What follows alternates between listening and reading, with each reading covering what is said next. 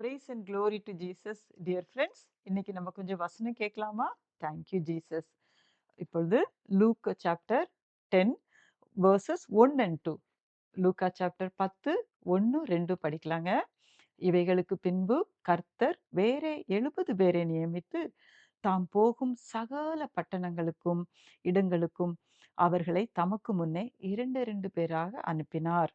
அப்பொழுது அவர் அவர்களை நோக்கி, அறுப்பு மிகுதி, வேலையாட்களோ கொஞ்சம். ஆகையால் அறுப்புக்கு எஜமான் தமது அறுப்புக்கு வேலையாட்களை அனுப்பும்படி அவரை வேண்டிக் கொள்ளுங்கள் என்றார். ஆமேன். நன்றி இயேசப்பா. இயேசு என்ன சொல்றாங்க? வேலையாட்களை அனுப்புவதற்கு அவர்கிட்டயே வேண்டிக் கொள்ளணுமா? ஆமாங்க. சுவிசேஷம் அறிவிப்பதற்கு வேலையாட்கள் ரொம்ப குறைவா இருக்காங்க. we have to ask Jesus. சுவிசேஷர்களை எழுப்புங்க. எல்லா இடமும் சுவிசேஷம் அறிவிக்கப்படட்டும். இயேசுடைய பரலோக ராஜ்யத்தின் சுவிசேஷம் எல்லா இடங்களிலும் அறிவிக்கப்பட வேண்டும்.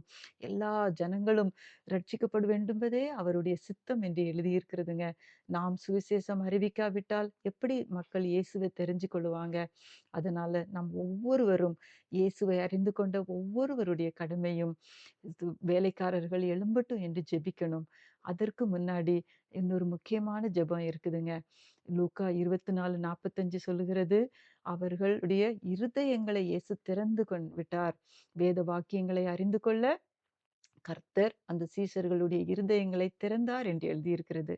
முதல்ல நாம் இந்த வசனத்தின் ஜீவ வார்த்தைகளை நாம் அறிந்து கொள்ள நம்முடைய இருதயமும் திறக்கப்பட வேண்டும். அதற்காக ஜெபிக்கணும். இயேசுவே, எங்களுடைய இருதயங்களை திறந்து கொள்ளுங்க.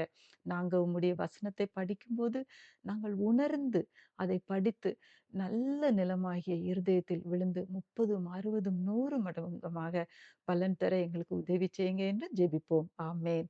Praise and glory to Jesus. God bless you all. ஆமேன். இந்த 2 ஜெபத்தையும் நம்ம கண்டிப்பா ஏறெடுக்கணும். ஆமேன்.